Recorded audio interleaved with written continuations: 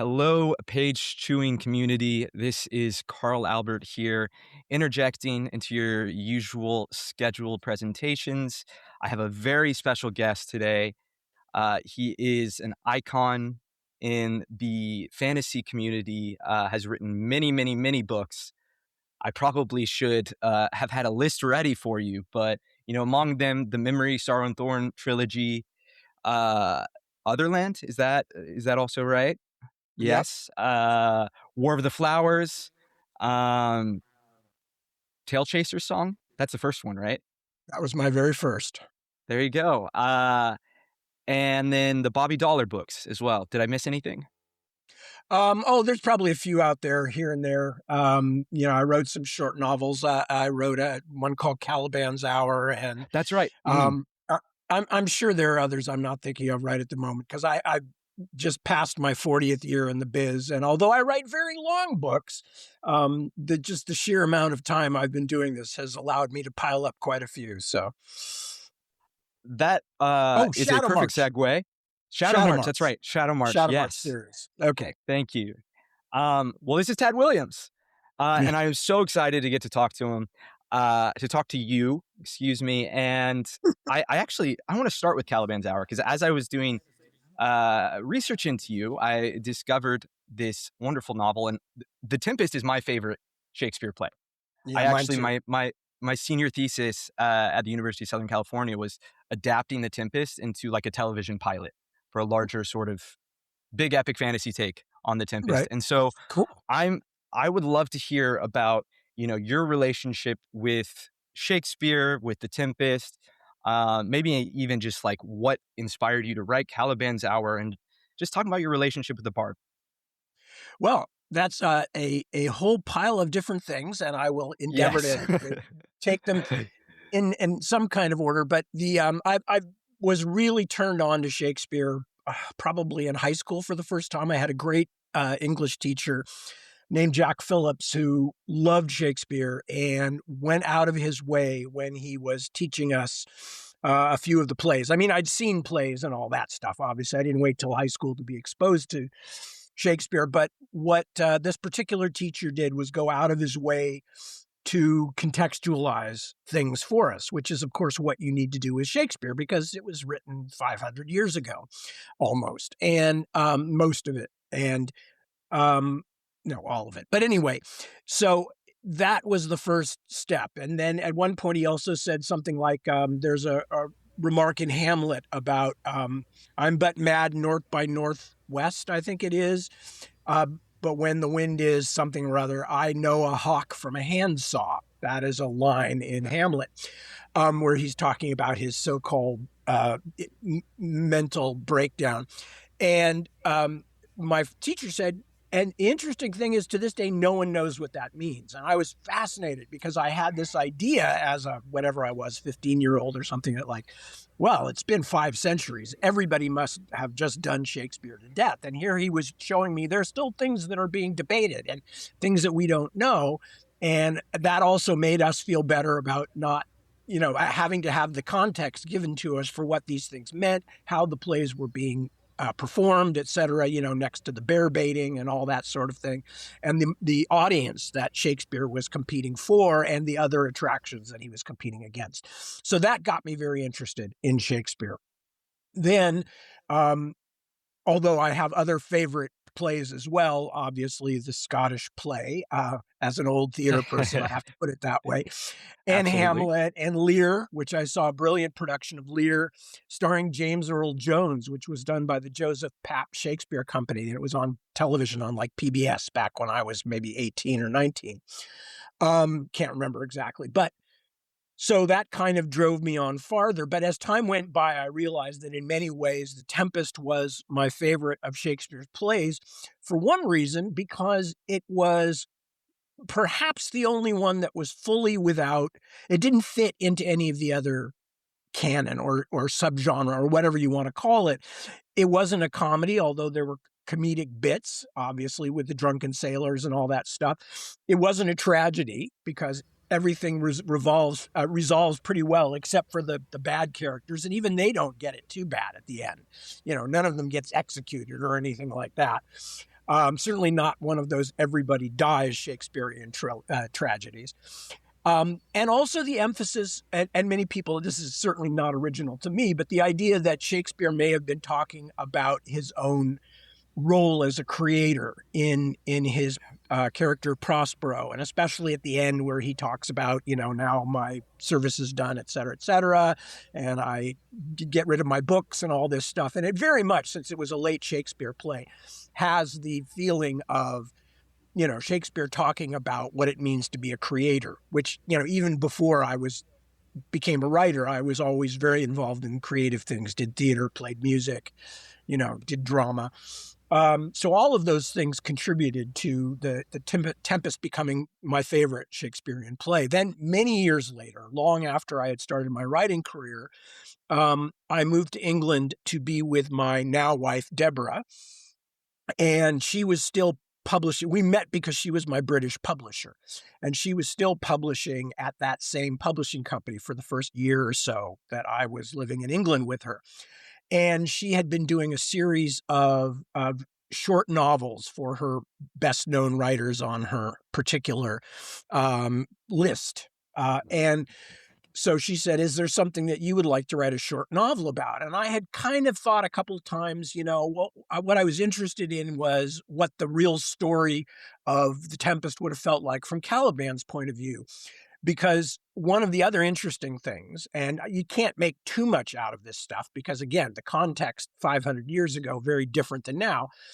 But one of the key things is that Caliban actually says to Prospero when he's angry with him, he says, "This was my island once." Now, at the time, and obviously you know this and many of the listeners will know this, at the time, it was the beginning of the age of discovery. And for the first time, the European powers, Portugal, Spain, England, France, whatever, were all sending ships out all over the world and essentially saying, okay, these countries now belong to us because their inhabitants are savage and useless and foolish and childlike.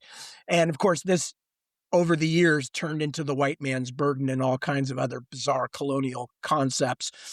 But at the time, when Shakespeare was writing this, he was making a very legitimate point through Caliban, the supposed monster, which is, hey, this was my island. I was here doing fine until you showed up, and then you made me into a slave. And if that isn't a one-sentence description of the downfalls of colonialism, I don't know what is.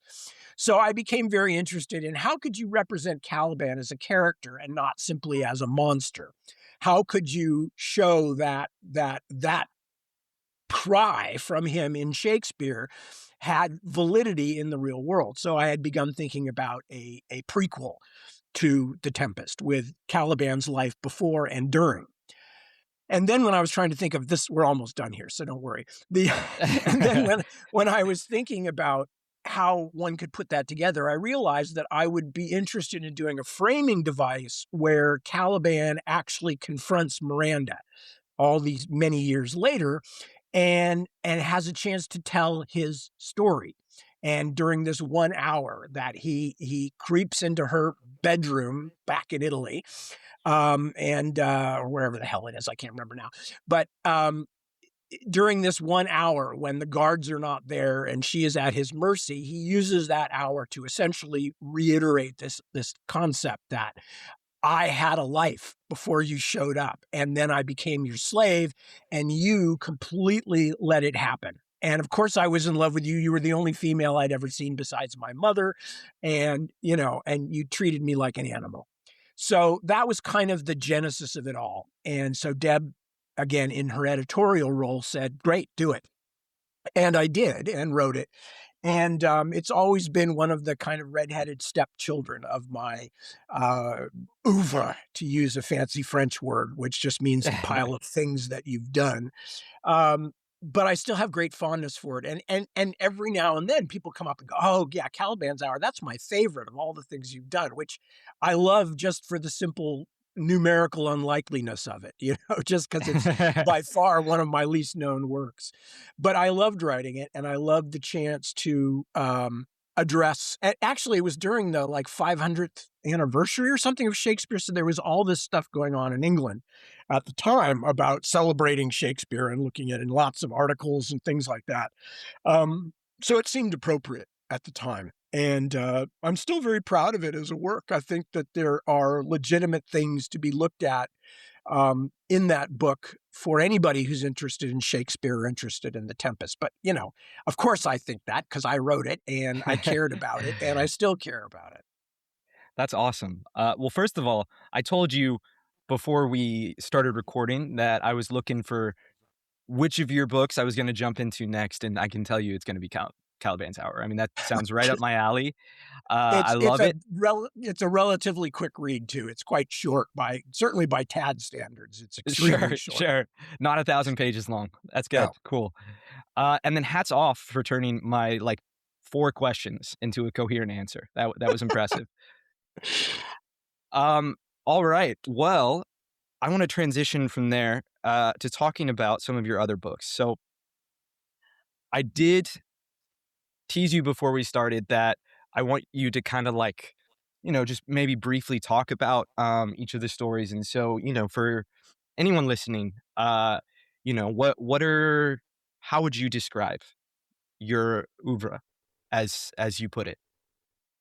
Just smack me in the face with my own snooty word, huh? Um, well, basically what happened is, if I could simplify things, I started out writing fantasy because it was when I was first starting, I was utterly unconnected to the publishing industry in any way, shape, or form. In fact, I had to go out to the bookstores and look at, who's publishing fantasy and who might be interested in something. At the time, that was for my first book, Tail Chaser's Song, which was a fantasy, an epic fantasy about cats. So when I went out and found this stuff out, I kind of then went on and, was lucky enough, without making the story too long, I was lucky enough to have the second people that I sent it to, which was DAW, who are still my American publishers, buy the book. And at that point, I was asked, is there anything else that you would like to write in this vein? Because, hey, we're offering you a contract. And no fool me, because I had spent the 10 years before that trying to make one of my creative outlets work out and actually earn me some money, because I was doing like 5 or 6 different things trying to see which one would work. And work in this case means show a possibility of making a living off of it, because I was absolutely determined after spending 10, 12 years in the quote real world, that I was not going to be an office worker and I was not going to continue doing retail or folding burritos or any of those things. I needed to make something that I liked work for me. So That's very relatable.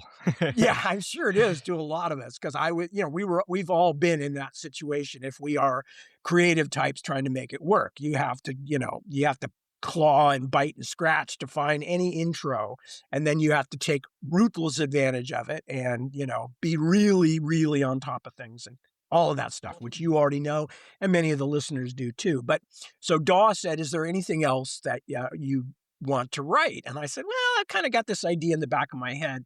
I have a very complicated relationship, not so much with Tolkien himself, who was hugely influential on me, but at that time, the first post-Tolkien commercial generation of epic fantasy writers. And that's a longer story, what those irritations and limitations were that I had over this.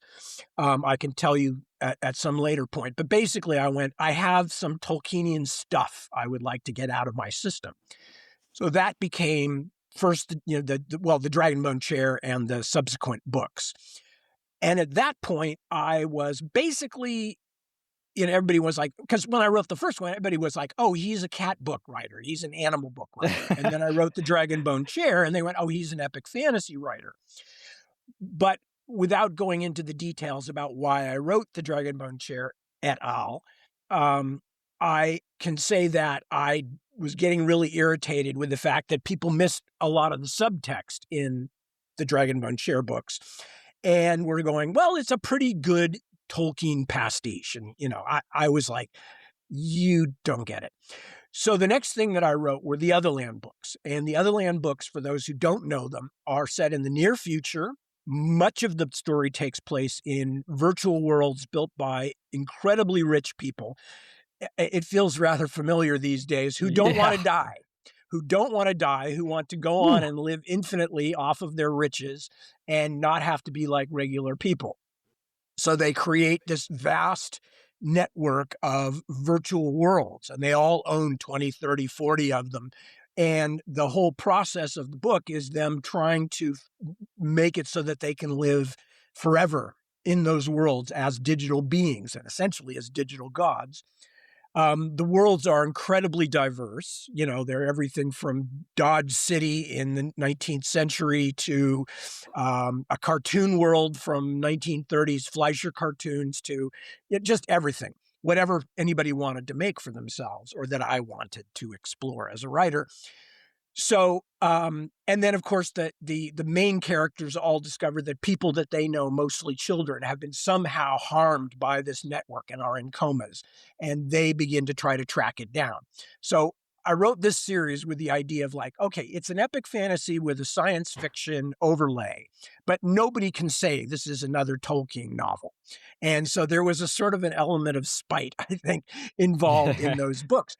At the same time, I think in some ways they're the best work I've done, not necessarily because I was the best writer at that point, but because I was able to show the widest breadth of the different things that I was interested in and capable of doing. So, you know, there's a thriller side to it. There's a lot of character study in it.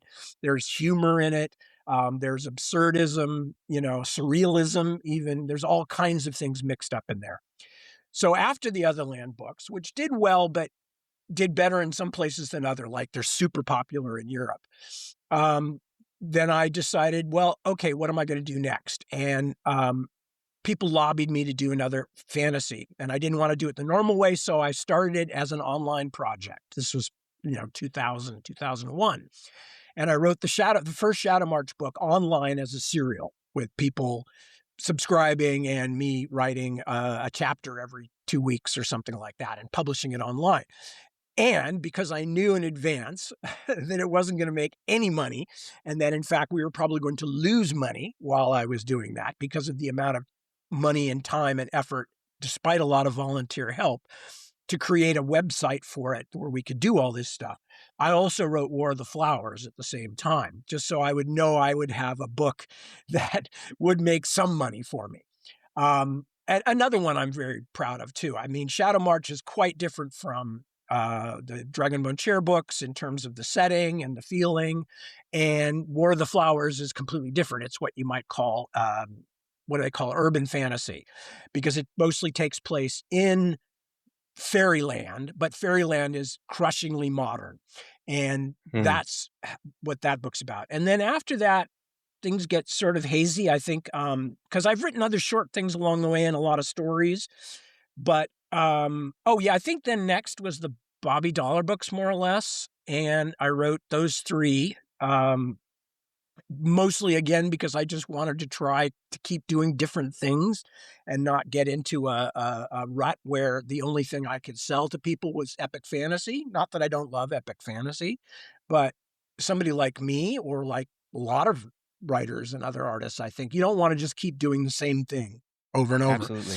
So after the Bobby Dollar books and after, I can't think if there was anything else in between, and then long, complicated story I won't bore you with right now, I decided to go back to Ostenard, something I had never wanted to do before that because it always felt, I kind of snobbishly felt like that was franchising. But for a variety of reasons, I decided to. And when I realized I could take the same amount of time between me writing the Dragonbone Chair books and the Witchwood Crown books and turn that into time that also had passed in the world of Ostenard. And suddenly the characters who were teenagers at the end of the first set of books were middle-aged, like I was. And that fascinated me, suddenly like taking that trope of happily ever after and turning it over and going, really? And how did they do that? And did it actually turn out that way? So that was the Ostenard books. And I'm still kind of in that mode right at the moment because I'm writing a couple of other Ostenard books that are not directly related to the Dragonbone Chair Witchwood Crown books, but are set in Ostenard some hundreds of years earlier. So that's basically a long summation, but I think I got most of the stuff there. No, that's a fabulous answer.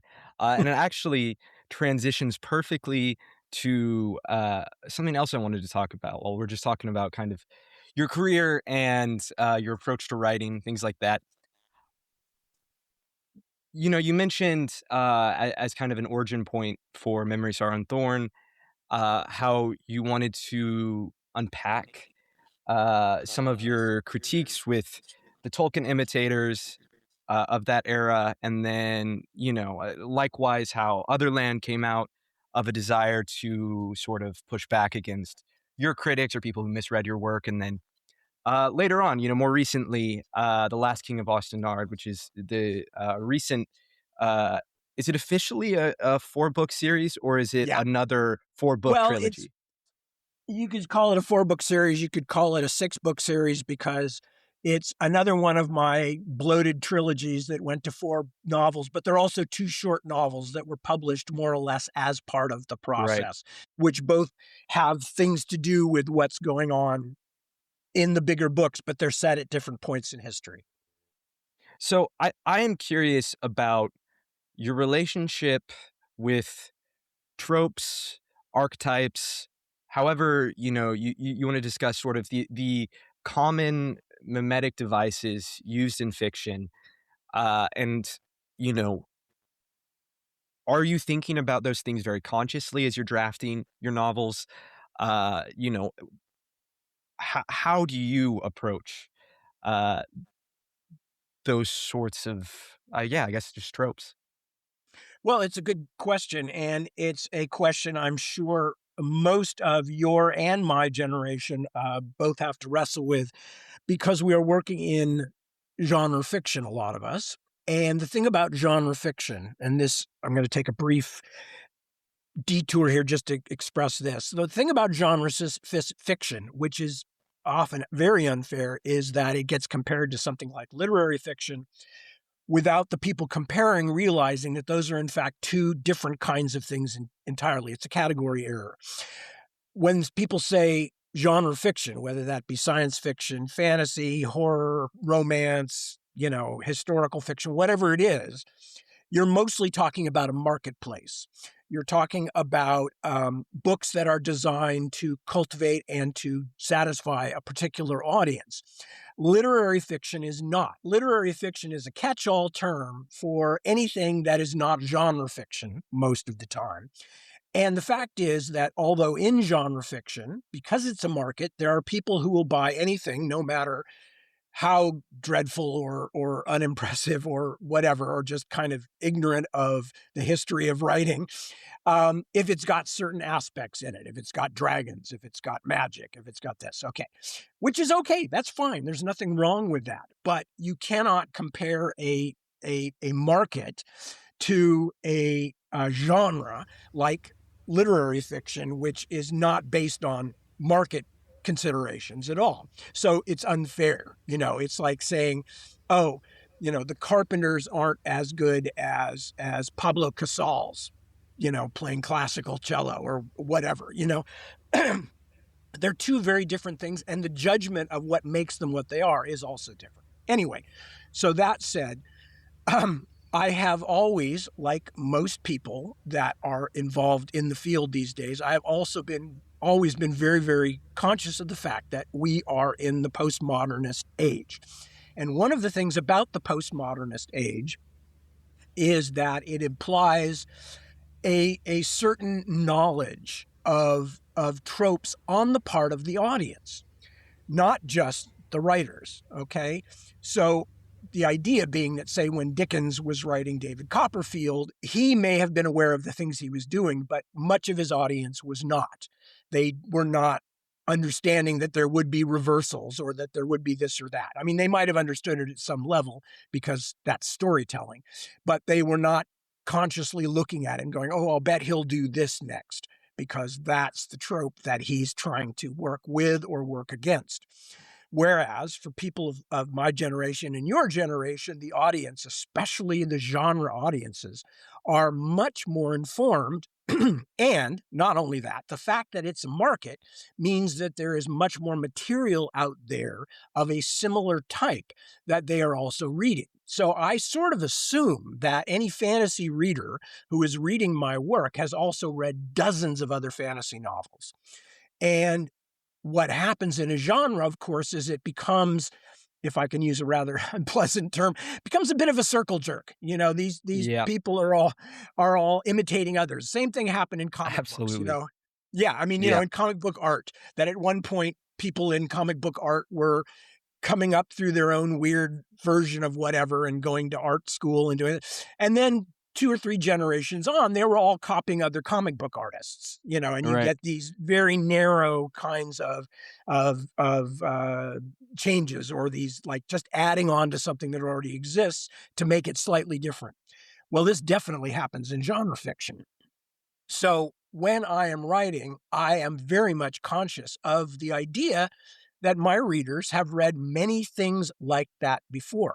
And what this does for me, I cannot speak for all writers, but what this does for me is it forces me into a sort of friendly combat with imaginary readers, where I am no longer able to simply say, what do I think would happen here, but also must ask, and what do the readers expect will happen here? The readers who are guessing. Is there a way that I can follow my original idea or concept while at the same time being aware that of what the readers are thinking and doing my best to keep them off balance, not as an act of cruelty, but as an act of making the reading experience enjoyable for them? Because some people may find a sort of basic satisfaction in, like, oh, see, I knew that would happen. Okay, that is a form of satisfaction, but it's not the satisfaction that literature or storytelling or whatever should deliver. What it should deliver is that, oh my God, oh, wow, I had no idea that was going to happen. I was so sure that it was going to be X, Y, Z.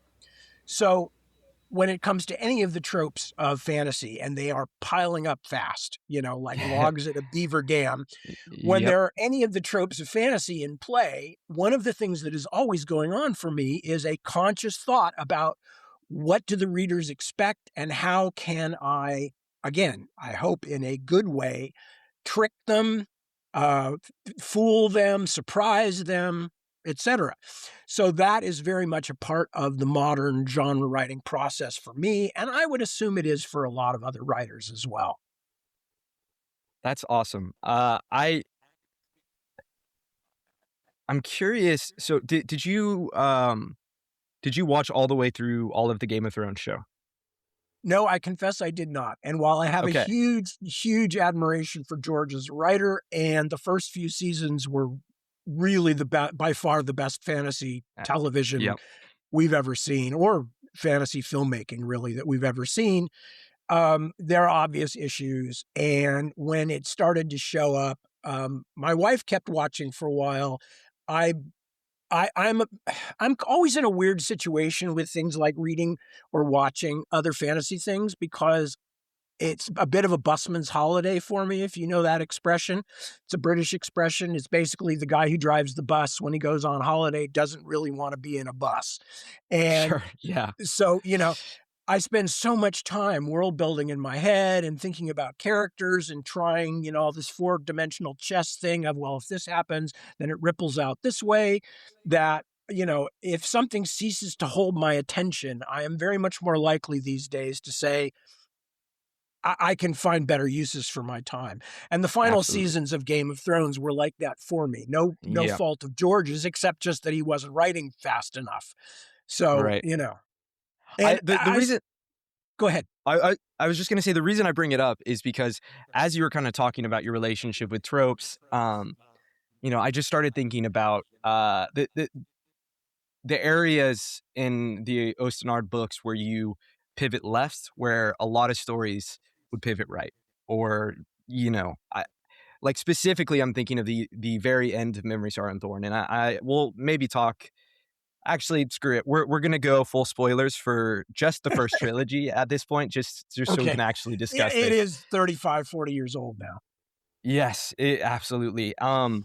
And obviously, you are very aware of how that trilogy inspired A Song of Ice and Fire, and therefore, ultimately Game of Thrones. And one of the little controversial bits about the way they ended the show is having Arya Stark jump out and assassinate the big, bad guy, the Night King, with a knife. And it occurs to me as you were talking that that feels like a much more poorly executed version of kind of how you handled the ending of Memory, Sorrow, and Thorn. And so I don't know if that inspired them at all, but I just thought that was an interesting parallel, considering all the other ways that your work inspired that series. Interestingly, I was so worried, and again, you're right, spot on in terms of what the processes were, because that is exactly what I was talking about when I was saying this attempt to keep the readers off balance in the best possible way. And that was definitely my intention. But I was so concerned about that at the time. And I guess this is how, maybe if I've had an influence in the field, this is one of the places where my influence might be found. I was so concerned about it at the time that readers were going to assume that they knew what was happening, that I actually put Right. a little thing in the foreword of the book saying, essentially, don't assume you know what's going to happen. Again, because I was afraid that readers would go, oh, it's another fulfilled prophecy story. And, just go like, oh, I know how this is going to go, and give up on it. Now, whether that was unnecessary on my part, whether that was a case of me thinking I was cleverer than I was, and I had to warn people that I was being clever, or I don't know. But I do know that I felt that strongly enough at the time that this was not something that was normal in the field, that somebody would Yeah. undercut one of the basic tropes that way. So, can't answer what it actually felt like to people at the time or anything like that. But I can say that, yes, you're absolutely right. That is an example. And I think one difference, and George himself, again, George R. Martin, for those who just tuned in, George himself fairly famously came up with a description of types of writers, which is a pantser or an architect. And a pantser is somebody who writes by the seat of his pants, meaning makes it up as he goes along, whereas an architect is, much more about planning ahead of time. I am not one nor the other, but I'm closer to being an architect than I am being a pantser. And one of the reasons is because in a multi-volume series, and this is key, I think, and this may be part of why George has had problems finishing, but I don't know. He's a brilliant writer, very good. I liked him long before he ever said a nice word about my work. But no, so, I mean, he seriously, I admired his work for a long time, and tried to get into one of the wild card things and just couldn't find time and stuff like that. So I've known George for quite a while.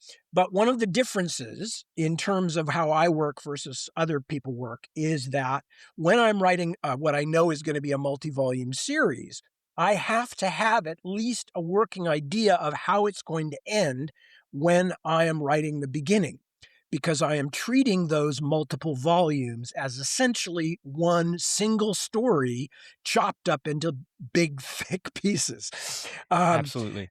yeah, and so as a result, I have to, if I'm going to treat the first volume as the first quarter of a single story, I have to do the same kind of laying in of hints and puzzles and things that aren't explained at the time but will be explained later on, and foreshadowing and all that kind of stuff, clues.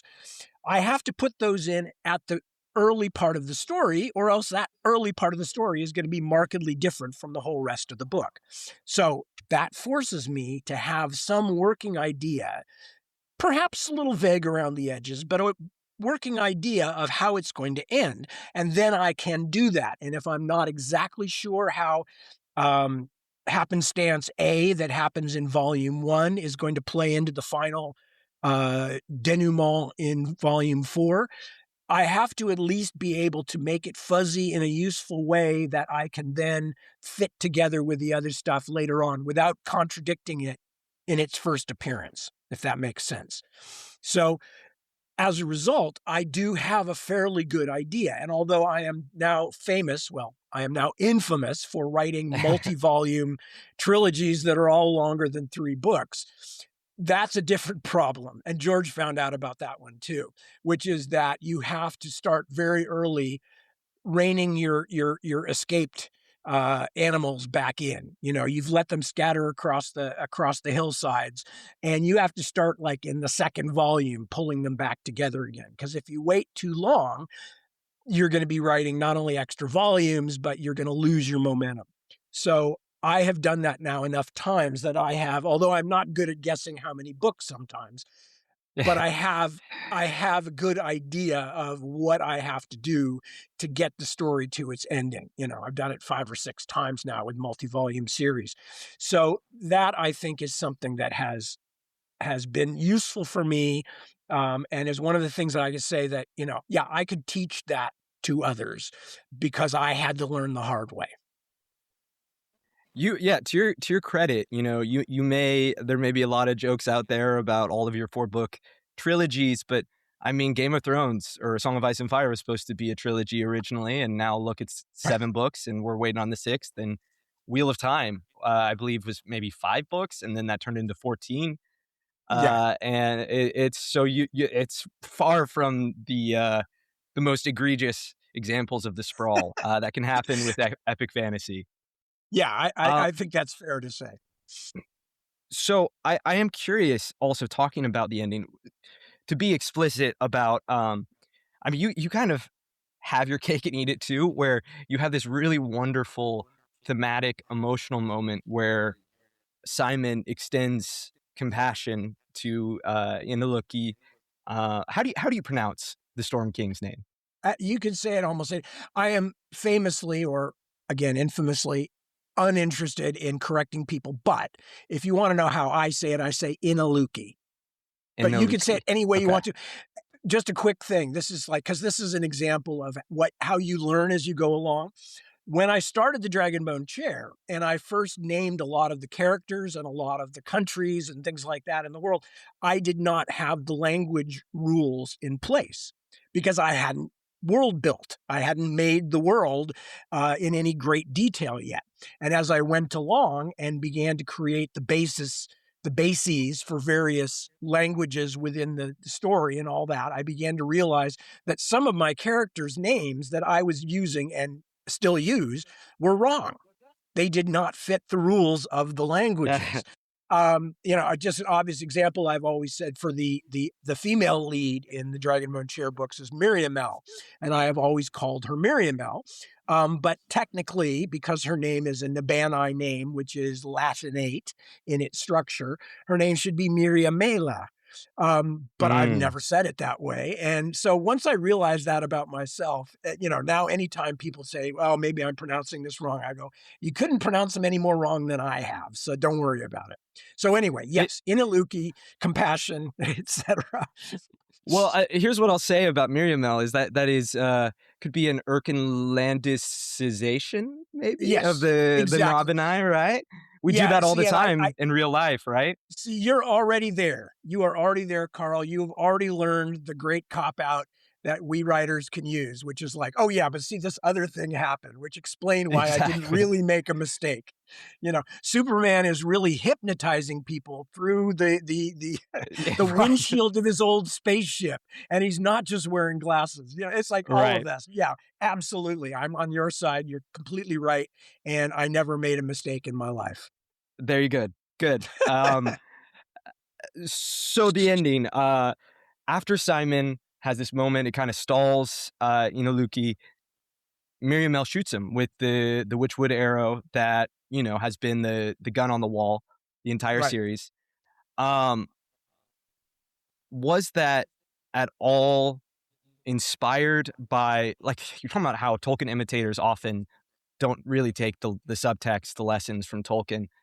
You know, you think of even in today's day and age, the way that you know, everything plays out in Mount Doom, like that's still subversive. Mhm. Frodo fails, right? Right. He does not Absolutely. toss away the ring, right? And so I'm curious, was that were you consciously thinking about that? Of that? Well, I mean, listen, Tolkien understood that like you gotta, you know, keep people on their toes, and you know there you can say something more meaningful by not doing the obvious thing, right? Um, Absolutely. what yeah, were you thinking about that, or is that just, like, kind of a coincidental parallel? It would be hard to say I wasn't thinking about it because The Lord of the Rings was such a huge influence on me from the first time I read it when I was like 11 or something. I read it before The Hobbit. My mom recommended it to me. Um, and so I would never say it wasn't specifically in my mind.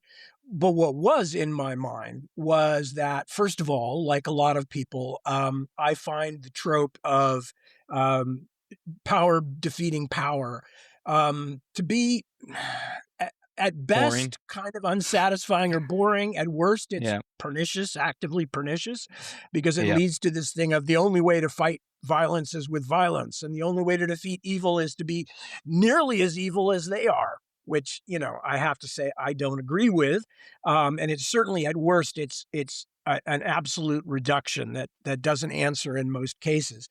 So that was definitely there. And I don't remember specifically thinking about Mount Doom, but I do remember thinking very distinctly at the time.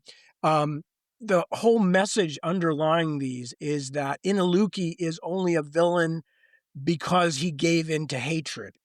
And in fact, one of the earlier lines somewhere, I can't remember earlier in the books, is that somebody says something about what a monster he is, and that you cannot say anything good about a monster like that. And one of the other characters, can't remember who right now, says, it says, well, you could say that he was somebody who loved his own people more than his own life.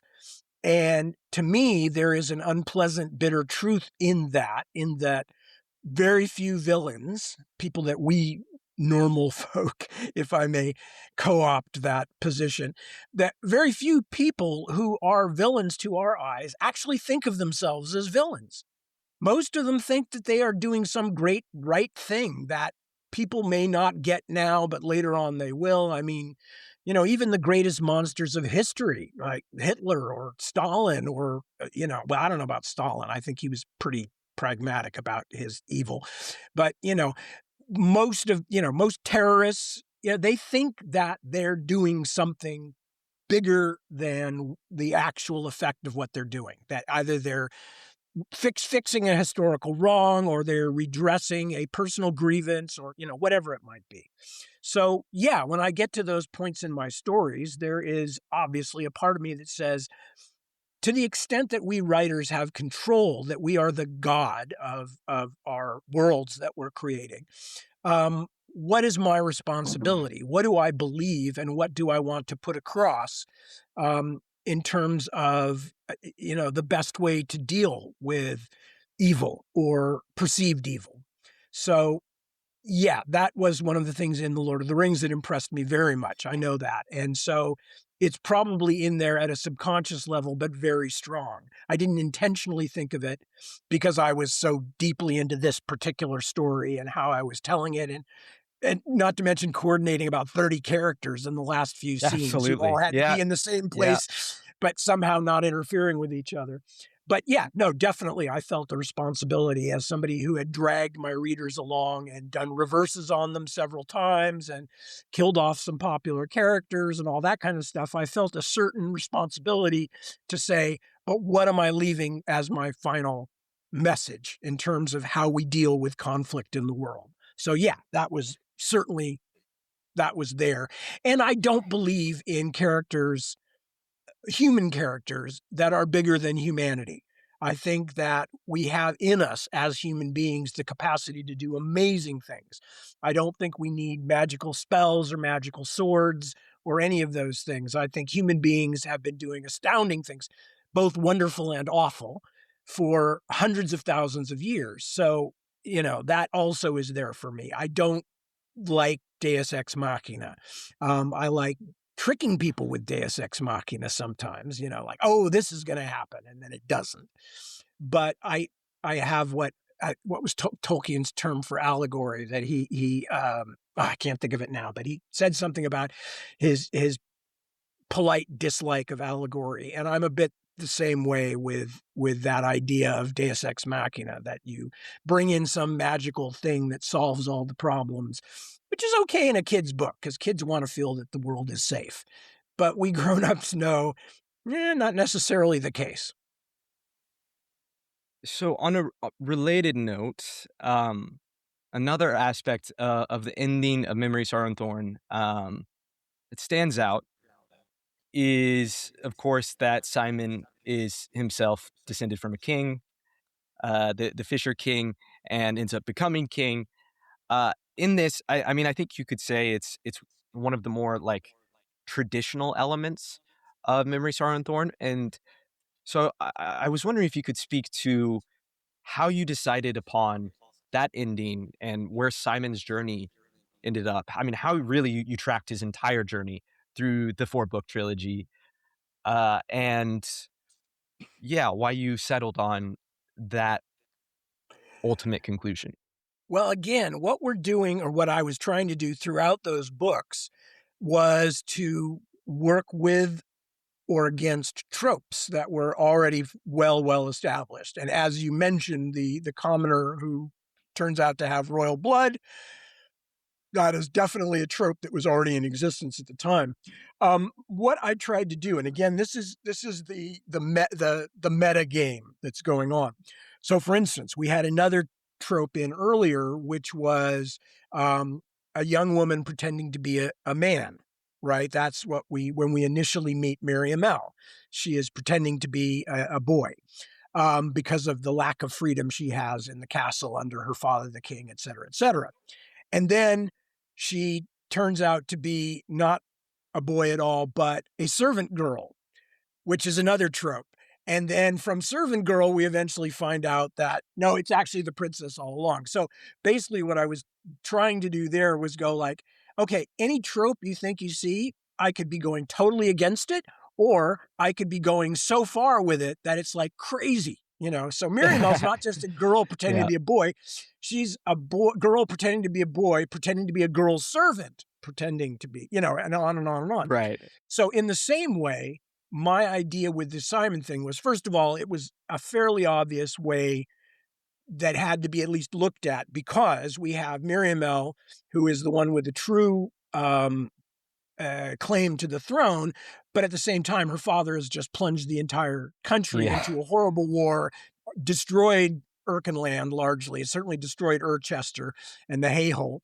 And so there would be obviously resistance to her simply stepping in, especially when nobody knows where she was for most of it.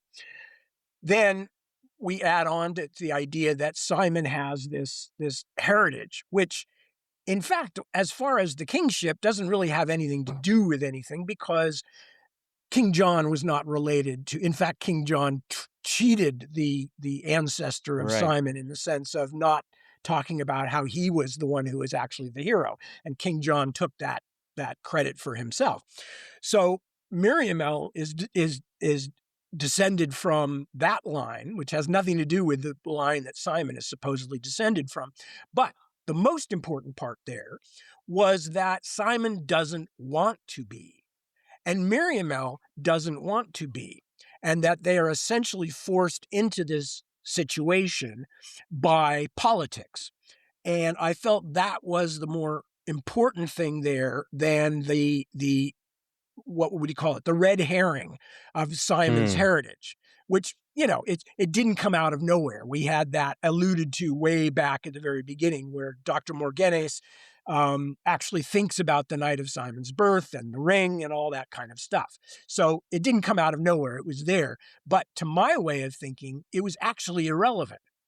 They would never have cared about it except that they needed Miriamel to say yes, and that was the way she was going to say yes, was if Simon, who they had both fallen in love with each other, was with her. So it's essentially a kind of cruel political trick that is played on those characters after they have gone through this entire thing and essentially helped to save the world. It's like, oh, good. And now you get to clean up the mess. At least that's how I saw it. Now you are going to be the ones who are going to be responsible for fixing everything. And I saw that as being kind of unpleasant, actually, and certainly not anything that anybody would go, hooray, and be thrilled about. absolutely. Yeah. But the main, from a metatextual point of view, the main idea was that was another trope that I was Again, because you want to be able to use some tropes. So that was a trope that I was going to use, but I was also going to try and undercut in some ways. So you have this whole variety of adherence to tropes. You have from complete reversal, where the trope is completely untrue, like with prophecies. And you have the sort of mid ground thing, like with Simon and his heritage, where it may be true, but it's not the point, and it's not really what's going on there. And then you have examples like with Miriam Mel's disguises, where you're taking the trope and you are doubling it and then tripling it to make it even more crazy so that no reader could possibly fail to notice, oh, it's the old hidden princess trick. At least in my mind, that's what's going on. So that's kind of where all of those things come together, is in this idea of staying one step ahead of the reader and never letting the reader feel comfortably that they can predict what you're going to do next. That is very insightful. Thank you.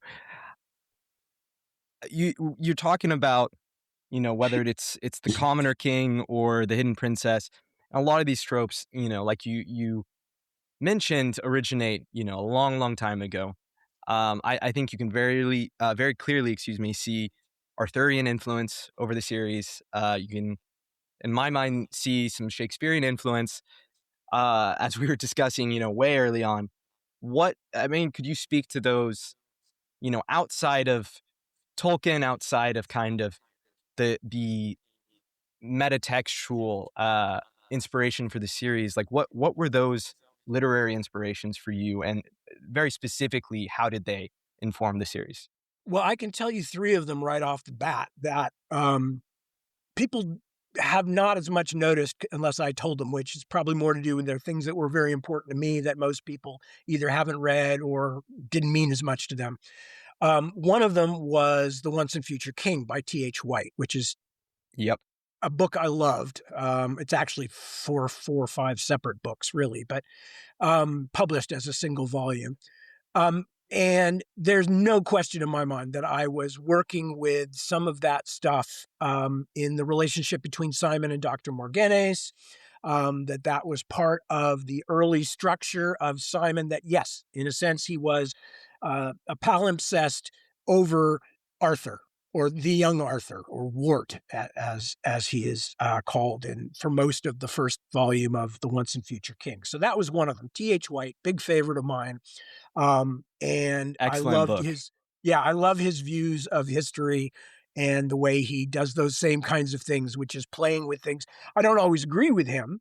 T.H. Yeah. White was an interesting, strange guy. And, Yeah. I don't always agree with him, just like I don't always agree with Tolkien because he's religious and I'm not. But I mean, but a brilliant writer and somebody that I loved. So that was one of them. Another one, super important, especially again in the Dragonbone chair, where I was taking my influences and including them more directly in the work before I had learned to subsume them in my own voice quite as much. Because remember, Dragonbone chair was only the second book I ever wrote. But another huge influence was Mervyn Peake and the Gormenghast books, which were super. The first two. The third one he was not well when he was writing it, and it's a much more disjointed affair. But the first two, Titus Groan and Gormenghast, hugely important, and that's because of the character of Gormenghast, which is not a person but a castle.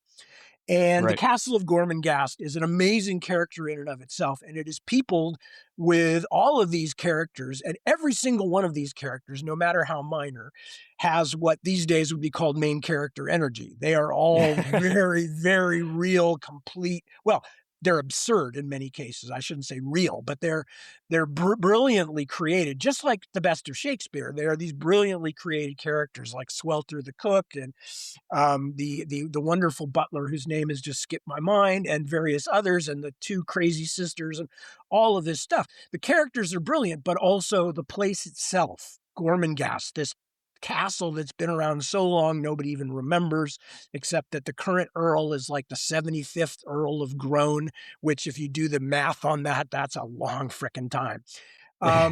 So the Gormenghast books, and particularly Gormenghast as a location, were very present for me in my mind when I was doing the Hayholt. And I knew that one of the things that was going to happen in this book, namely the whole of the story that started in the Dragonbone chair, was that it would be about a metaphor of adulthood. and starting in this very sheltered place, moving out into the world, learning things, learning to deal with things that were not what you were told they would be or not what you expected, but that eventually, in a metaphorical sense, if not in an actual sense, we all, in our journey of adulthood, into adulthood, have to come back to our home again and reckon with what that was, what was true, what was not true, what was helpful, what was harmful.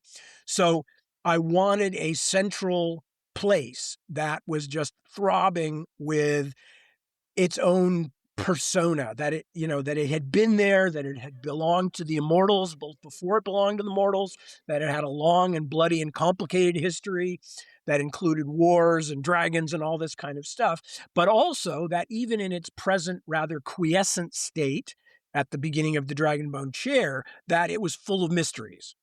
So that the Gormenghast books, Mervyn Peake, were also very, very influential. And then the third one I would mention was Ray Bradbury's The Martian Chronicles, which was also one of the very early works of fiction that I fell in love with. And I would say, with hindsight, that my Scythie are more like Bradbury's Martians than they are like, say, Tolkienian elves or Absolutely, the yeah. the, the Nordic and Celtic supernatural characters that Tolkien used as models.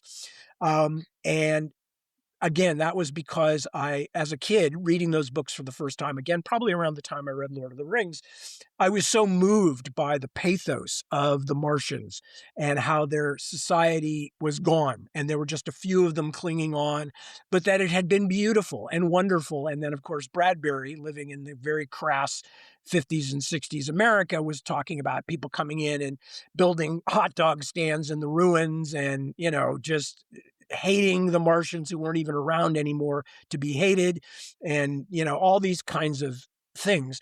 And the pathos of those characters really struck me. And so I think in some ways, including the golden skin, that my Scythie were derived in part from my reaction to Bradbury's Martian. So that's three examples. Now, in a larger sense, as I got older, before I started writing, I began to, I read a lot of other kinds of fiction and, of course, a lot of fiction. But I mean, I kind of went back after I got out of high school and read the classics like Moby Dick and stuff like that.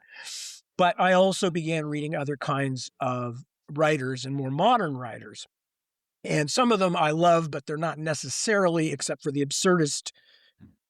kind of their absurdist techniques like Vonnegut, are not necessarily germane to what I do. But somebody like, say, Thomas Pynchon, who has a recursive style where he starts telling one story and it turns into another story and it turns into another story, and that then becomes somebody else's point of view, and it's literal recursion. It's like fractal. And I liked that very much. So one of the things that happened when I started writing The Dragonbone Chair was I realized I didn't want the authorial voice, the narrative voice, unlike, say, Tolkien, who chose to have a narrative voice. Oftentimes, you hear much more so in The Hobbit than in The Lord of the Rings, but you still hear him essentially telling you, "Here's what happened, and this is the truth." Now, the individual characters might feel differently, but there's clearly an overarching narrative voice that is the writer's.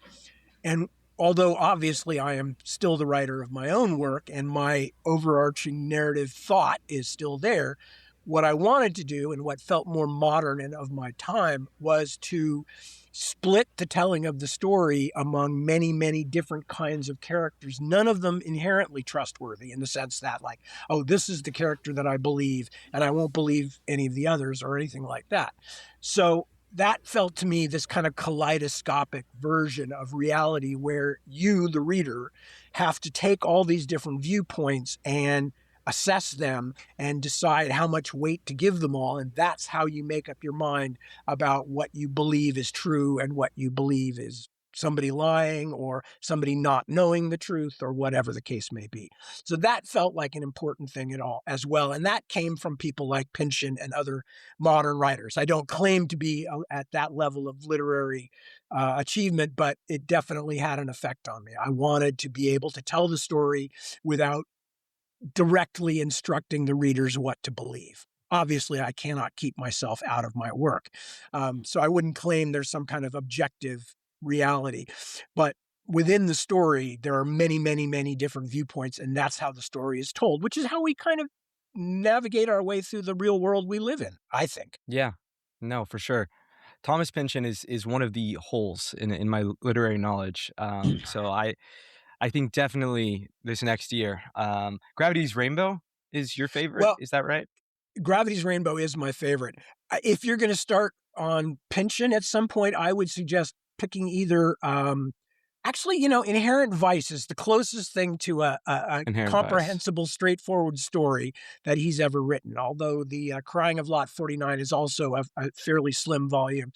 Gravity's Rainbow is, it's like setting out to climb a mountain. It's like one Okay. of those things where you better get your oxygen usage together first. And so, yeah, something like Inherent Vice or even Vineland, or Vi- possibly V. is Vineland book that Yes, inspired One Battle After Another? Okay. yes, Which is my it is. favorite movie I this have not, last year, I'll say. So, which I have not seen yet.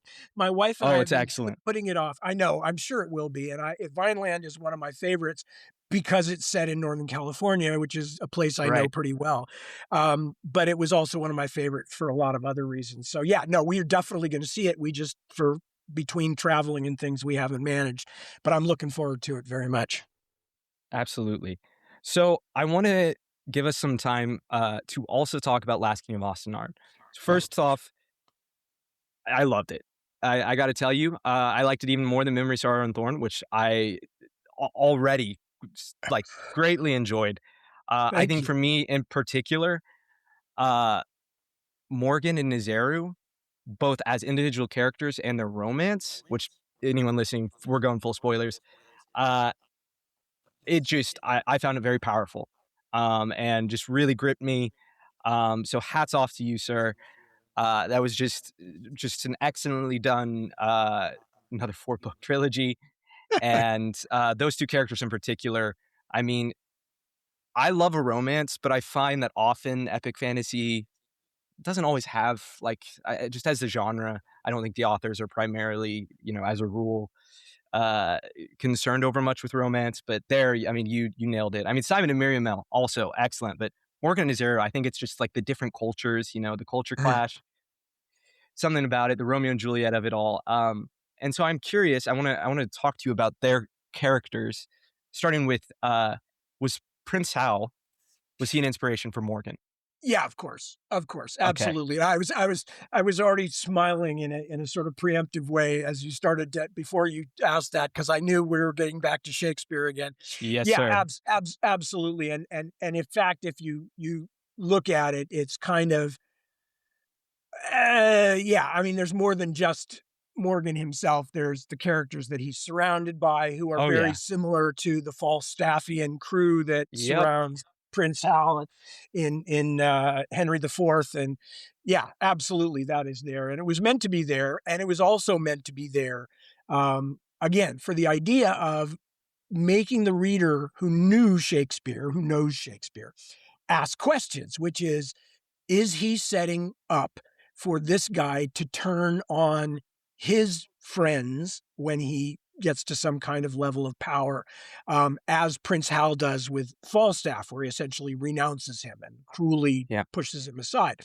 So that was again one of those metatextual things where I was going like, I love this idea, because when I was first putting it together, I was saying, okay, well, if Simon and Miriam will have a grandson and a granddaughter, then well, who would they be and where would they be? And the obvious answer to begin with was, well, their grandson would be a problem, because he's Yeah. never had to do anything in his life. He is Yep. the absolute Nepo baby, and so how do we work with that? And the first thing that came to mind, obviously, was some kind of a version of Hal in Henry IV, and et cetera, et cetera. So I very much wanted to work with that, but again, I didn't want it to be exactly the same thing. And I already had a couple of Falstaffian characters in my books, previously, so I didn't want to just reiterate that particular trope. And then and here's the one thing that's important to understand with all of this stuff with me. which is that once I have created a secondary character or even a tertiary character. I guess a tertiary character being one that doesn't even get an inner monologue, whereas the secondary characters are, as important in that regard as the main characters. But once I've created those characters, I always try to remind myself that those characters are the heroes of their own story. They are not thinking, okay, I'm a minor character. They are thinking, again, main character energy. I am the guy. Everything here depends on me, and everything is what I see and think it to be. So once I had made those characters, especially Porto, obviously, Sir Porto, and since he'd already appeared in an earlier short novel, I definitely wanted to give them all an arc, and that we would see more of them during the story, and they would not simply vanish, but that we would have that feeling that, okay, he introduced us to them, he made them significant, so we will probably get some kind of follow-up later on. And I always try to do that. It's one of the reasons. That's another reason why my trilogies oftentimes wind up to be tetralogies, is because um, you cannot simply, if you're going to give a character an arc, especially if they're a minor character, you cannot simply have them show up once at the beginning and show up once at the end. They need an Yeah. actual arc, just like the main characters, albeit more truncated. So every single minor character who is in any way important, I have to keep going back to them. Otherwise, we're not seeing how life changes for them, because they are the heroes of their own story. So this is why I said you have to be careful, because you set all these characters loose, and then by the time you're in the second volume, you better start pulling them back in, because they're all living their own lives. And those lives, in a sense, kind of create themselves. They as a writer, you're like, oh, I know what this person would do. How much time can I spend with them? Well, I have to spend some time with them because I've introduced them and made it clear that they are important to other characters. So anyway, so that's another reason my books tend to expand, even when I don't want them to, is because I'm trying to give due diligence to even my more minor, or many of my minor characters. That instinct you're describing is I feel the same way when I'm writing. It led to, in film school, I got one of the common criticisms, the themes really was that I would overwrite. Everything I would write would end up being like too long, and I'd have to find a way to condense it down, because I wanted to, like, get into the lives of all the side characters. And I'm like, well, I see them as people, and they have their point of view, and they have the Right. things they want and that they're pursuing. And so I know exactly how you feel. And I think that that's probably one of the things that attracts me to your work, is that you do, you pay attention, and no one's just there to just, say, oh, hey, Morgan, you need to, your grandfather and grandmother are mad at you again, so you need to go, Right. see them. Right. It's like they have a whole life, they have a whole journey. So on that note, uh, Nazaru, I would love for you to speak to what, kind of the origins of her character for you, and with the addendum that I'm curious specifically, did Vieki come before Nazaru, or was he sort of created as a Vieki's the name of her father, right? Am I getting Yeah, that right? Am I remembering? you Yes. are indeed. Yeah. Okay. Yeah, did he come before her, or what? And was Soja Soja mixed is up how in I there? say Like, it. okay, how did you end up working out, coming up with that family dynamic? I will do my best because, in fact, some of this happened a while ago now. So, I mean, not as long ago as the Dragonbone Chair, but um, anyway, no, Vieki came first because he was the sympathetic character in The Heart of What Was Lost. And that was written, both of those short novels were written, The Heart of What Was Lost and Brothers of the Wind. Certainly, The Heart of What Was Lost was written before I got into The Witchwood Crown. At least that's my recollection. So Vieki already existed as a younger character, but it doesn't make that much difference because he's a quasi-immortal. So Right. once I had Vieki as a sympathetic character who is being led toward this kind of new way within his culture, of looking at his culture. Now, one of the things that happened in the course of writing those books was, and this is in some ways one of the most important decisions I had to make. I said, how will these books be different from the Memory, Sorrow, and Thorn series, Dragonbone Chair et al.? And one of the things I decided was, okay, in the first one, because I was working with Tolkienian tropes and sometimes working against them, sometimes working with them, I stuck with the sort of faceless, irreducible enemy aspect that in Tolkien is the orcs, and in the Dragonbone Chair series is in part my version of the Norns, the Hidakaya, or however you want to say it. Um, so one of the things that I was working on there was like, okay, if we actually start to look at these characters as people, right, as what they are as individuals and not merely as this kind of terrible negative force, if we step away from the immortal queen and her magic and her whatever and look at the actual people, how does that society work? So the first thing I did is I went and spent a lot of time studying two things that I had already been interested in, which one of them was the Society of the Spartans in Greece, and the other was the Japanese militarist culture that took over the country before the Second World War. And both of these cultures were very, very big on, manhood and bravery and, the complete inhumanity of their enemies and et cetera, et cetera.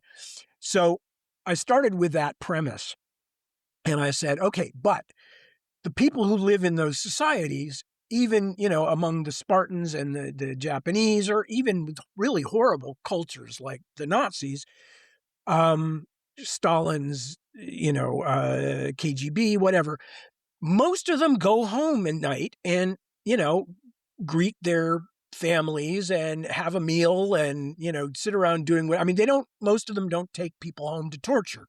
They have a split between that part of their life that we find terrifying and abhorrent and the part of their life that we find more understandable. So that's the first thing I needed to do with those characters was try to decide, well, who are they when they're at home? What do they believe about the world? What do they believe about their own culture? So we'd already seen the thin end of the wedge in Vieki in The Heart of What Was Lost because his boss, essentially, his master, had begun to kind of show some distrust of Queen Utuku's system for the Norns. His name was Yariki, and he would kind of give Vieki the idea that asking questions is not a bad thing, which those kinds of cultures do not like. So Right. when we go back to Vieki in the first in the Witchwood Crown and all that, we know already that he has been, you might say, tampered with. He has begun to at least I understand that there could be other ways of looking at things. Now his daughter Nezeru, doesn't matter. I've said it both ways myself, by the way, Yeah. when I've been reading the books online. She is very much, because of the fact that she is a hybrid, she is, she has a mortal mother. And at the beginning, she despises her mother simply for being mortal. She despises herself for not being as pure blooded a Norn as the many others around her. And we see this work out in her ambivalence toward her father, who put her in this position in the first place. So she loves him, but she loves him in this very odd, distant way, in that she doesn't entirely trust him. So her character develops out of this feeling of, I have to be more Nornish than everybody else. And that's how things go. And then as she's out in the field and seeing how things actually work, obviously that begins to change. But she still retains the idea that the humans are ineluctably the enemy and that all the humans want to do is destroy them and that they sort of have to destroy the humans first, et cetera, et cetera. And then she winds up meeting Morgan and in fact takes Morgan prisoner to begin with, Yeah. um, and threatens his life many, many times. But she begins to become, much as Simon did in the first book, she becomes introduced to other ways of thinking and understandings about the limitation of her own upbringing. So again, a very common Tad thing. You'd think I had some tragic childhood where they lied to me all the time. I didn't. I had lovely parents, very smart people, very kind people, very encouraging people. So, but I see it all around me. So that's why it's a major theme in my work. So that's where Nezuru begins to develop, but she's fighting it the whole way. And we all know how that works. You know, you're being told your entire, what's the word I'm looking for? Weltanschauung, your entire belief in how the world works is being put into doubt. So the first tendency is to cling to it and to say everybody else is wrong. I mean, we see that in politics right now all the time. Everybody else Yeah. is wrong. And the secret inside message is if I let go of these beliefs, I have nothing. And that's where Yep. Nezuru is.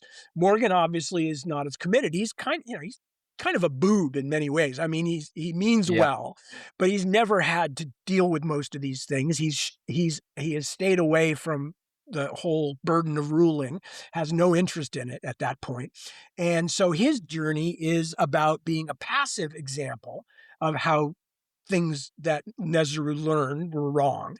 And then as the story develops and they begin to see each other differently, then obviously the relationship becomes more and more complicated and then gets to the point where it is truly one of those, as you said, even more than a Romeo and Juliet. It's kind of like a Romeo and Giraffe or something, you know, it's like Right. they're so different. And then that continues on up until the end. So not to give all that away, but that's basically one of the main plot lines runs through the whole second Ostenard series. That was, for me, I mean, there are so many different plot llines and characters, in that Yeah. series that I adore, but I was always flipped. I'm like, "Where's Morgan and Nazaire?" Like, I wanna see it. I love their dynamic so much. I think it is, I'm a sucker for a good enemies to lovers sort of. I think it's just because the tension, it's Mhm. dramatic. And, yet they work, there's something that they see in each other, and, um they bring the best out of each other, I think. They help each other grow. Thank you. Nazaru, I think, makes Morgan like want to grow up, be a man, and not just a little boy anymore. And yeah, it's awesome. Um, Thank you. s- so talking then about the twins. So we've already talked about Soja, but Unver's, So we didn't talk well, about Soja. We just talked or about yeah, just a little bit. Yeah, yeah, yeah. What? How did? What were you going for there? What was the inspiration? I mean, because you had, in many ways, the twins were sort of the big thing hanging over the whole series before, you started writing The Last King of Ostenard. Like, they were there's this the prophecy, dangling right? plot Right. thread. The interesting thing is, and people have heard me say this before, so if anybody's heard me being interviewed about this before, can go get a cup of coffee or a beer or something. But one of the things that I always thought was really amusing was I honestly never, I mean, because so many people wrote to me over the years, like, well, you set up the twins. That was obviously going to be the sequel, and you never did anything with it. Why is that? And I was always very amused, and sort of baffled in the sense that, I was like, I didn't think I was setting that up for a sequel, because as you may have noticed, 30 years went by before I actually went back to this material. My thought at the time, and this is absolutely true, was not that people will see this as a dangling thread that has to be resolved, but as evidence of the fact, and this was dealing with another one of my gripes, which I'll mention in a moment, but as evidence that interesting, world changing, and magical things would continue to happen in Ostenard, even if I never continued any of the stories there, because at the time I had no concept whatsoever of ever going back to any of my worlds again. Just, it didn't even occur to me. I had so many other things I wanted to write. So really that whole thing with the birth of Josua and Vorsheva's twins was that, see, even after this story ends, things will happen. Things will go on. This is a magical world with, all kinds of weirdness. And most specifically, I really, thought it would just stay that way and had no intention. But then, of course, once I started writing the new book, I said, okay, all right, people have been asking me about this for years. The twins must show up in this book. So I began thinking, how do I use them? How do I use them? And I already had an answer with, I already had the first character foundations for Soja as a mortal woman who had given birth to a half Norn and was essentially the concubine of an important Norn who was Vieki, who we already knew was not your run of the mill Norn male, but had already begun to question some things. So when I looked at it that way and was looking around the story and saying, where is there places I could plug these things in? This is my recollection anyway. Are there places I could plug these things in without having to start new plot lines? And very quickly, again, before I started writing, I realized Soja. Soja could be one of the twins. That actually makes sense with only a few minor adjustments within the plot I've already started to put together. Similarly, same thing happened with Unver. And I wanted an aspect of talking about the Thrivings in a different way in this book and making it a more active part of the book and really raising the idea that instead of them being just a kind of a small annoyance as they were in the first set of books, specifically Vorsheva's father and that group, that we would begin to see, hey, you've got like all these horse riders, not unlike the steppe civilizations, the Mongols and the Huns and the Visigoths and all these folks. You've got these steppe riders, essentially, who are at some point going to become an issue because they are very military. They are, they have a great deal of capacity, and there's a lot of them. But we don't tend to see them that way because they don't gather much. They're more dispersed. They are essentially leading a pastoral lifestyle. So I went, okay, well, then that makes sense too, because we talked about in the original books, the prophecy says something about how he will never be a king, but he will do, blah, blah, blah, rise to incredible heights.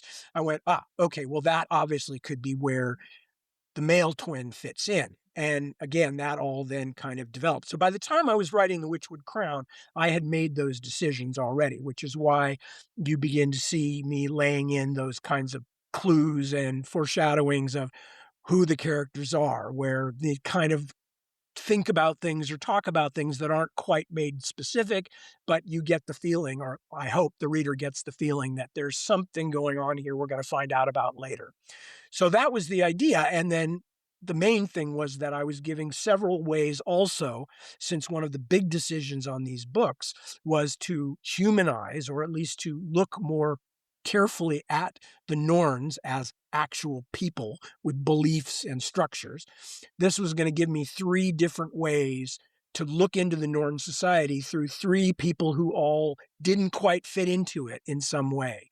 Vieki, obviously, pure blood and important, but already having doubts. His daughter, upset by her own hybrid nature and her feelings of not being good enough. And the mother, who's been pulled into the whole thing, Soja, and is immortal and realizes these people don't give a goddamn about me. And they barely care about my child. So that was all kind of the idea of like, okay, this is a really good window to bring the reader into Norn society, not by simply talking about the people who are utter believers, which doesn't make for very interesting things. Nothing is interesting until you begin to doubt. And these characters all have various kinds of doubts that are already bubbling up inside them. So that was kind of the maneuvering on all that. I again have to give you credit for the prophecy works so well, and it seems absurd to me that there wasn't like you were figuring it out as you were putting together the second series, and so I hats off. That is, I mean, that's the craft of writing, right? It's like you figure out the tools, the pieces you have, and like how do they fit together? What's how can I get the most drama out of this? That's That's awesome. there's all sorry, Carl, didn't mean to interrupt you. There's one other aspect too that I think I should mention because time and time again, writing really big books that I have found, but big in the sense of long, complicated, lots of plots, lots of storylines, lots of characters, is that there you have to trust a little bit in the emergent complexity of that kind of storytelling. And when characters start to tell you, and I don't mean literally, I'm not a believer that characters are standing behind me talking to me, but when characters start to balk at going a certain direction, or when certain things start to feel too contrived, you have to look at what you've already made and treat it like it's real. Once you've committed, especially if you've already published a volume or something, God knows.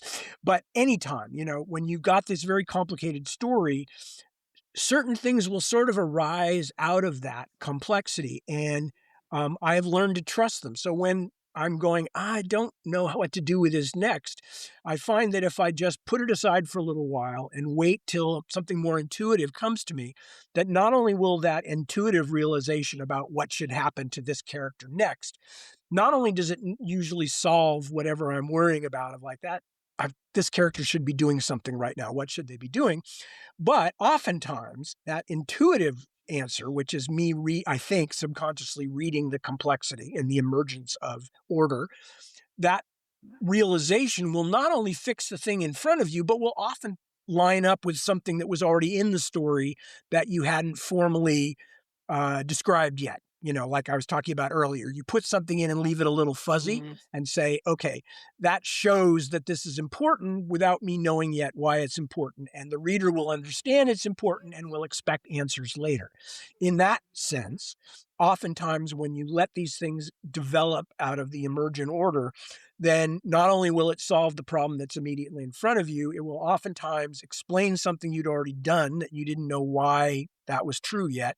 And sometimes it'll even line up the things that are going to happen to the character throughout the rest of the story, because you like, oh, of course they are this, or they have this, or they're constantly fighting against this tendency, and then all of a sudden when you realize that, that's why they did this, and that's how they're going to wind up at the end of the story doing X or Z or M, whatever it is. So I have learned that with these big stories, that at a certain point, they almost take on a life of their own, and you have to trust it. You have to trust it that you are going to be making decisions based on feelings, in some cases, that happened a year ago that you didn't know why at the time, but you knew you had to like put that little node in there and you'd find a way to connect it later on. So that's also been very important to me in writing these big books. That's awesome. So I want to give you a chance to talk about the Splintered Sun and whatever else you have coming up. But before we do that, um, I love hearing about writers' little quirks, the things that they put into their books that maybe your average reader doesn't notice or doesn't appreciate as much. And so I'm just curious, are there any things in either Memory Star and Thorn or The Last King of Ostenard that you are particularly proud of that you haven't seen readers talking about, or that you think is particularly fun, that's kind of flown under the radar, anything like that that occurs to you?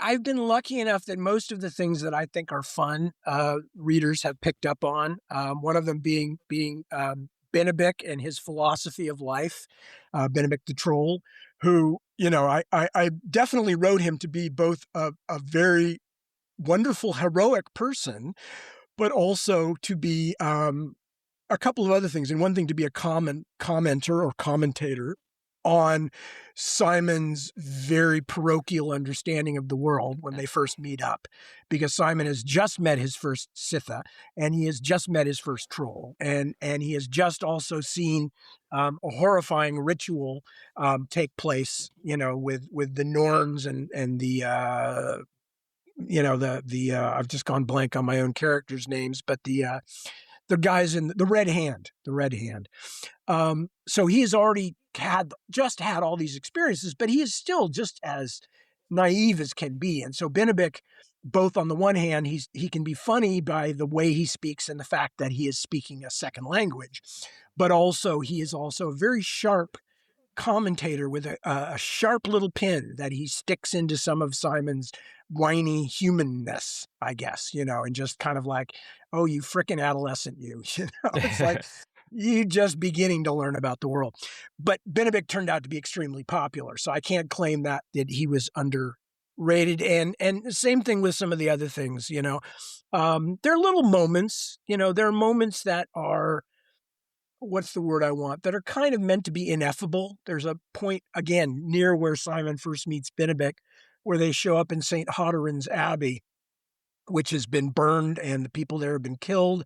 And Simon is rooting through the people's possessions and kind of trying to deal with what he's just learned about these people's terrible death. And he finds the equivalent of a Bible, the Book of Enadon, from one of the characters, and is very moved by the inscription that this person who lived there and is now dead put in it. And that's the kind of thing that I particularly value, because for me, it's writing a story, no matter how much it's meant to be an adventure or, all of the kind of genre stuff. There is an area of writing that is about feeling. It is about mood. It's like haiku, you know. It's not overwhelming the reader with words, which I often do, I confess, but it is about finding something that sums up a feeling in a poetic sort of way. So people don't always see those because those are my favorites, but they're my favorites because for me, they're the most difficult part to work in without pointing a big finger at them saying, oh, important, sub rosa moment here, pay attention, when you're really just trying to create a mood. And a little bit of poetry that makes a bigger feeling than what the scene itself actually entails. So there's a bunch of those. I would have to really think hard, because since it has been 40 years since those books came out, or the first one did. But in general, the people who like my work really like my work. Now, it's not the gigantic mass audience that George found with Game of Ice and Fire, or not a game. Anyway, Song of Ice and Fire. It's not that huge audience, but the people that like my work really like it. And I suspect it's because they do like these little twists and turns and curlicues and recursions and bits of background information and the world building and the feeling that, okay, I trust the writer that this place is real and all that kind of stuff. So I don't always get feedback because the people who write them just generally, who like them just generally tell me, oh, I really like your work. And I very seldom get to sit down and quiz and cross-examine them about which parts they like best. But I think most of them probably like what I like about the things that I work on, which is the attempt to do more than one thing at any given Yeah. time. Yeah, 100%. That is a great answer. So I guess last thing I will leave you with is what you got Splintered Sun. You want to talk about that? And I mean, I don't know if you've announced anything else for the other. You mentioned 2 Ostenard books. Well, I don't know what will happen with the others. Basically, what happened is Okay. that I went to my publishers when they said, what are you going to work on next? And I was working on the ending of the last book of the Witchwood Crown, obviously, of that series. And I said, well, I've got 3 ideas for things that would be based in places that I've already worked on. Now that I've suddenly discovered that I can work on older worlds and enjoy them and get fulfillment out of it. It's not like just an exercise in going back over the same ground.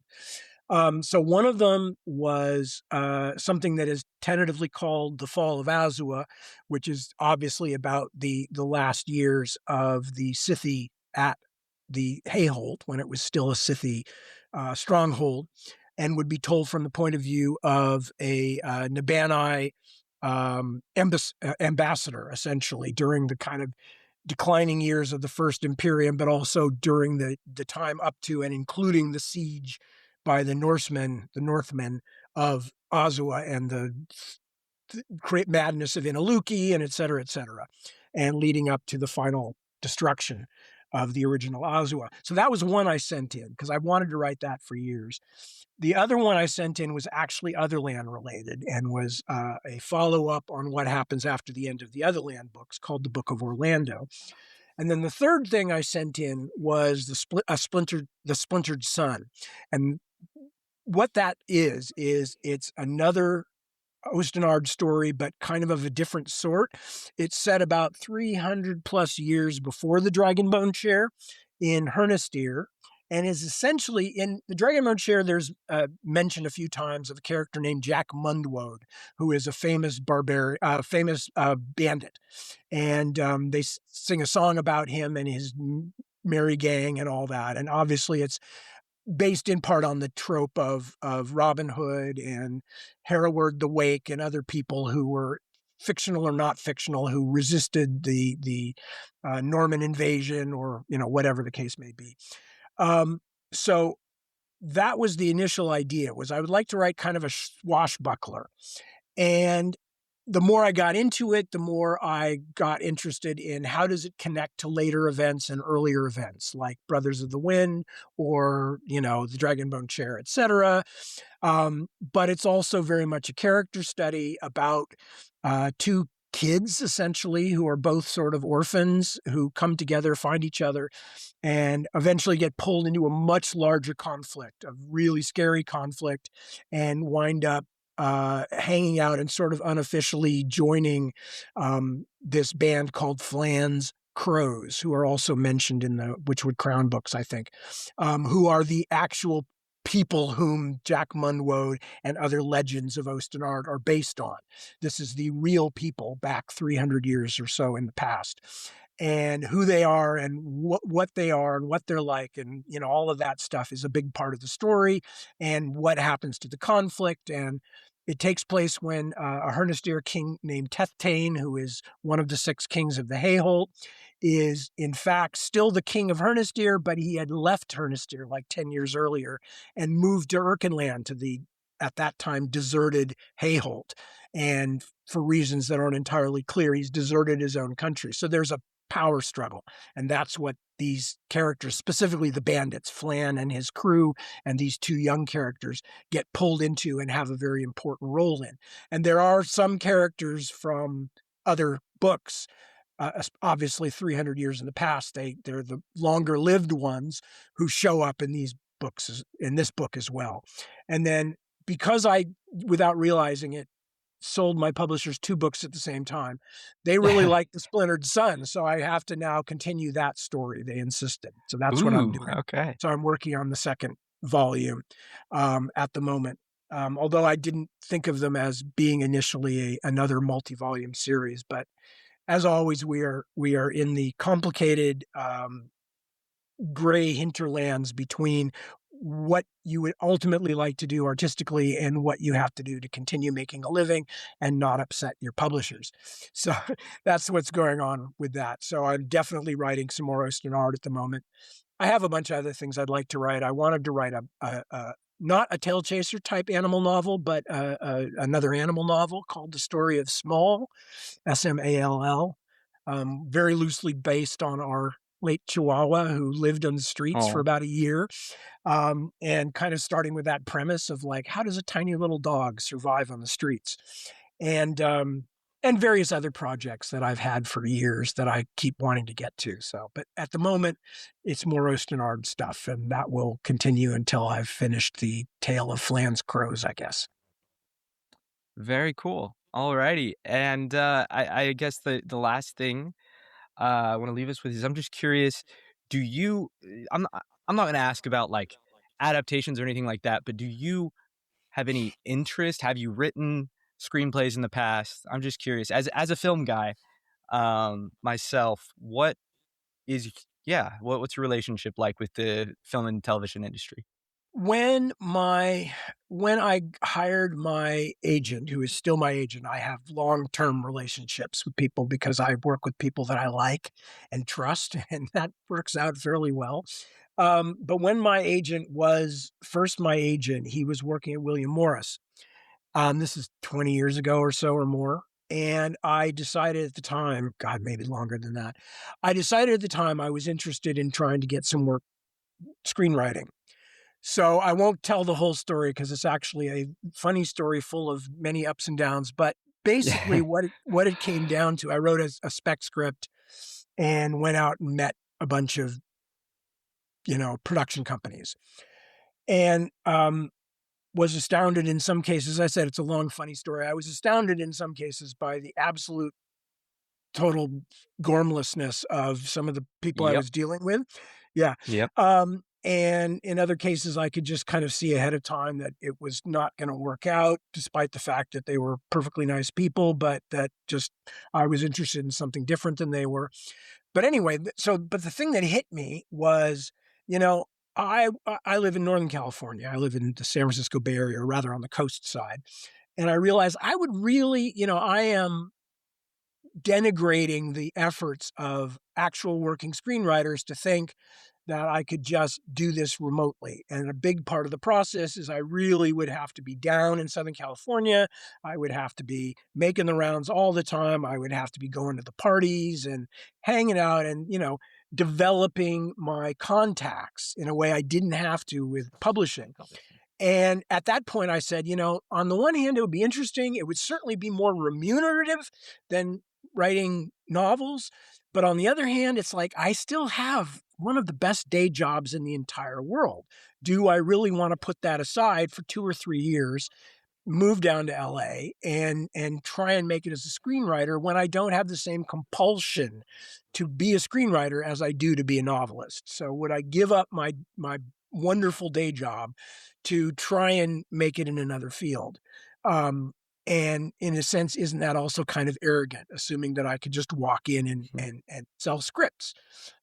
So back, forth, up, down, whatever, doesn't really matter. So yeah, I have had it, and I've written other scripts for other projects that fell apart, and I've written scripts for games that fell apart. Almost everything has fallen apart at some point in the process, which has been the biggest part of the learning experience, is just not to get too committed to anything.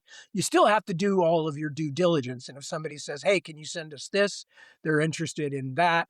Then, you send it to them. You take your best shot, you follow it through. And if it dies, it dies. You don't spend a lot of time saying, oh, I was cheated. Is like, no, it's not how it works. It's a complicated world of money and personalities and all that stuff. So, you take your chances, and if it doesn't work out, it doesn't work out. So far it hasn't worked out. As I said, I am very happy with what I do. I am also now a mature gentleman, so I am not feeling quite as strongly the urge to go out and make my world in other parts of the larger writing universe.